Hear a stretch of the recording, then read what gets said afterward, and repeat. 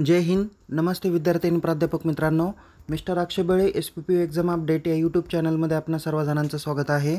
आत्ताच्या व्हिडिओमध्ये आपण MCOM part first semester second 2023 credit पॅटर्नमधील cost control and cost system या विषयाच्या क्वेश्चन पेपरचा फॉर्मॅट आणि स्टडी पर्पजसाठी काही इम्पॉर्टंट क्वेश्चन्स तुम्हाला या व्हिडिओमध्ये सांगणार आहे. त्यामुळे परीक्षेला जाण्यापूर्वी हा व्हिडिओ शेवटपर्यंत नक्की बघा. आवडल्यास या व्हिडिओला लाईक करा, शेअर करा. अधिक माहितीसाठी आपण आपल्या यूट्यूब चॅनलला सबस्क्राईब करायला विसरू नका. तसेच परीक्षेबाबत अद्ययावत माहितीसाठी आपण आपल्या टेलिग्राम चॅनलमध्ये सहभागी होऊ शकता.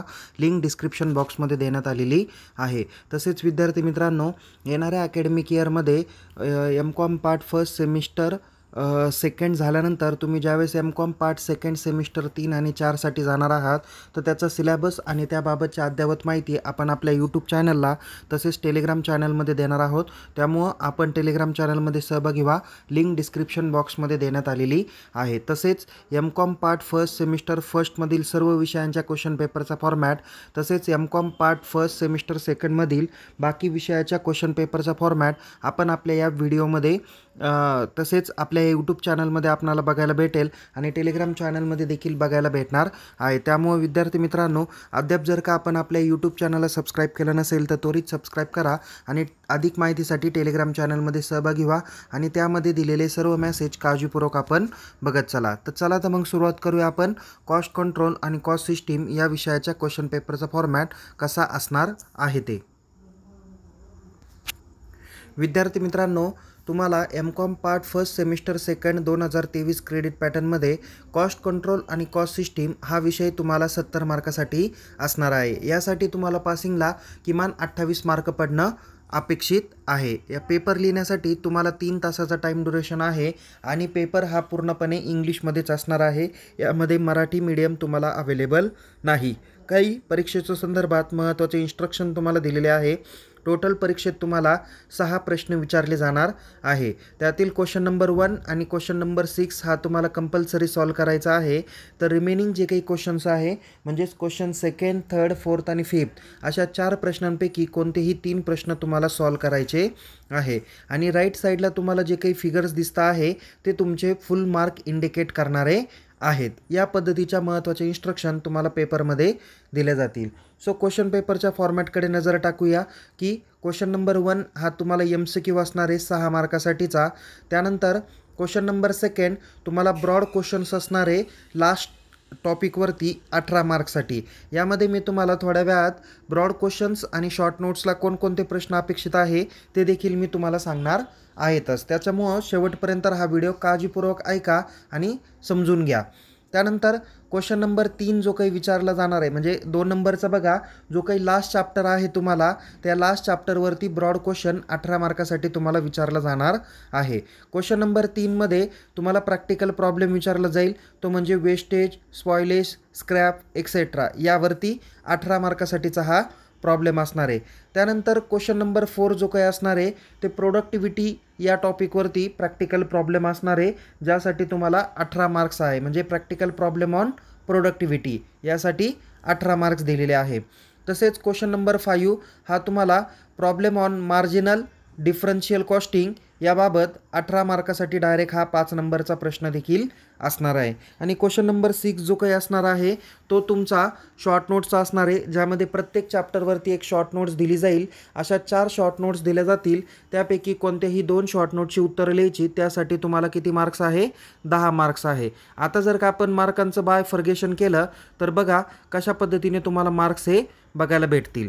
ओके, सो या ठिकाणी तुम्हाला बघा क्वेश्चन नंबर 1 साठी तुम्हाला 6 मार्क्स आहे. क्वेश्चन सेकंड ते फिफ्थमध्ये तुम्हाला 18 मार्काचे कोणतेही 3 प्रॉब्लेम सोडायचे आहे. 18 त्रिक 54 मार्क्स होतात. आणि क्वेश्चन नंबर 6ला तुम्हाला 10 मार्क्स आहे. बघा 54 आणि 6 60 मार्क, 60 आणि 10 70 मार्क. सो अशापैकी 70 मार्कासाठीचा हा क्वेश्चन पेपरचा फॉर्मॅट असणार आहे. आता आपल्याला ब्रॉड क्वेश्चन जे काही दिलेले आहे त्या ब्रॉड क्वेश्चन्सवरती आपण नजर टाकणार आहोत. बघा विद्यार्थी मित्रांनो, इथे तुम्हाला तुमचं सिलेबस इथे बघायला भेटणार आहे आणि लास्ट चॅप्टर दिलेला आहे तो आहे costing system design and installation.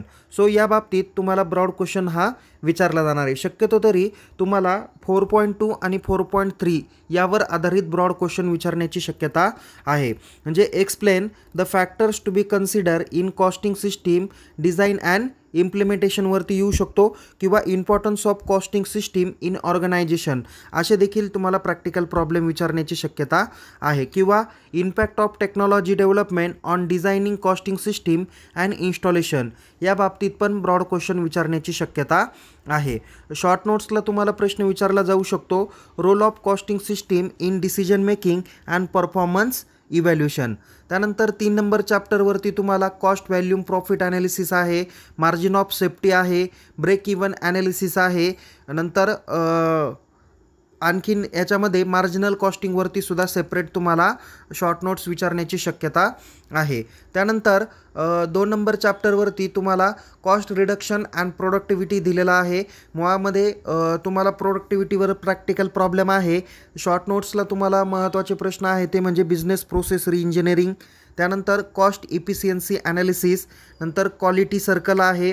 त्यानंतर cost control and cost reduction यांच्यातला कदाचित डिफरन्स पण तुम्हाला विचारला जाऊ शकतो. किंवा नुसतं कॉस्ट रिडक्शन दिलं तर तुम्ही त्याचं इंट्रोडक्शन, मिनिंग, डेफिनेशन, त्याचे अजम्पशन्स, त्याचे फीचर्स, नंतर ॲडव्हान्टेजेस, लिमिटेशन्स हे पण तुम्ही राईट डाऊन करू शकता. नेक्स्ट आहे शॉर्ट नोट्स आहे essential for success of cost control. Okay. So त्यानंतर तुम्हाला महत्त्वाचे कॉस्ट कंट्रोलवरती निदान तुम्हाला स्पेसिफिकली काय केलं जाऊ शकतं, शॉर्ट नोट्स पण डायरेक्ट येईल. मग कॉस्ट कंट्रोलचे तुम्ही features, importance, challenges, techniques, advantages, disadvantages हे सुद्धा तुम्ही त्यामध्ये राईट डाऊन करू शकता. सो तुम्हाला मी या ठिकाणी काही शॉर्ट नोट्स पण सांगितले आहे आणि ब्रॉड क्वेश्चन्स पण तुम्हाला सांगितलेले आहे. त्यामुळे तुम्ही यावर प्रॅक्टिकल पद्धतीने चांगल्या पद्धतीने अभ्यास करा. शक्यतो ब्रॉड क्वेश्चनसाठी तुम्ही लास्ट नंबर चॅप्टरवरती जे काही तुम्हाला जे काही बुक्स असेल त्या बुक्समध्ये तुम्हाला 1 आणि 2 नंबरचे जे काही ब्रॉड क्वेश्चन दिलेले असतील तर ते ब्रॉड क्वेश्चन तुम्ही काळजीपूर्वक बघा. तेच प्रश्न तुम्हाला येणाऱ्या परीक्षेमध्ये विचारण्याची जास्त शक्यता आहे. त्यामुळे विद्यार्थी मित्रांनो काळजीपूर्वक तुम्ही परीक्षेचा अभ्यास करा. यामध्ये तुम्हाला 18 मार्काला ब्रॉड क्वेश्चन्स आहे. त्याच्यामुळे तुम्ही प्रॉपर पद्धतीने आन्सर लिहिणं अपेक्षित आहे. म्हणजे इंट्रोडक्शन, मिनिंग, डेफिनेशन, त्यानंतर चार्ट काढणं आणि 1 बाय 1 पॉईंट वाईज एक्सप्लेन करणं अपेक्षित आहे. 18 मार्काच्या प्रॉब्लेमसाठी सुद्धा स्टेप बाय स्टेप्स तुम्हाला पेपरचे उत्तरं किंवा प्रॅक्टिकल प्रॉब्लेम हे स्टेप बाय स्टेप सोडवणं तुम्हाला अपेक्षित आहे. सो त्यामुळं विद्यार्थी मित्रांनो काळजीपूर्वक पेपर लिहा. 3 तासाचा पेपर कालावधी आहे. त्यामुळं तुम्ही काळजीपूर्वक पेपर लिहिणं अपेक्षित आहे. जर जास्तीत जास्त मार्क्स पाडायचे असतील तर पेपर काळजीपूर्वक लिहिणं गरजेचं आहे. आणि MCQ जी काही दिलेले असतील तुम्हाला किमान 7 ते 8 MCQ दिले जातील. त्यापैकी तुम्हाला 6 लिहायचे आहे. बट मी म्हणेल की इथे 8च्या 8 किंवा 7 जर दिले असतील तर 7च्या 7 पूर्ण MCQ तुम्ही सॉल्व करा. म्हणजे जर का एखादा चुकला असेल तर दुसऱ्या याच्यातून तो काय केला जाईल, वसूल केला जाईल किंवा ते मार्क्स कन्सिडर केले जातात. म्हणजे जर का तुमचे 8 पैकी 2 चुकले तर 6 मार्क तुम्हाला ऑलरेडी भेटणारच आहेत. पण 6 तुम्ही लिहिले आणि त्यापैकी 2 चुकले तर तुम्हाला 4च मार्क्स पडतील. म्हणून शक्यतो तरी MCQ सगळे उत्तर लिहिण्याची अपेक्षा आहे. म्हणजे तुम्ही नुसता आकडा टाकला आणि त्याचं उत्तर लिहिलं तरी चालेल, पण प्रॉपर आकडेवारी तुम्ही टाका आणि व्यवस्थित उत्तरं तुम्ही राईट डाऊन करा. सो विद्यार्थी मित्रांनो बाकी विषयाच्या क्वेश्चन पेपरचा फॉर्मॅट आपल्या या व्हिडिओच्या डिस्क्रिप्शन बॉक्समध्ये देण्यात आलेले आहेतच. तसेच तुम्ही आपल्या यूट्यूब चॅनलमध्ये देखील बाकीचे व्हिडिओ तुम्ही बघू शकता. सो पुन्हा भेटूया एका नवीन विषयासह, नवीन व्हिडिओसह. तोपर्यंत तुम्हाला येणाऱ्या परीक्षेसाठी खूप खूप शुभेच्छा. Take care. जय हिंद. धन्यवाद.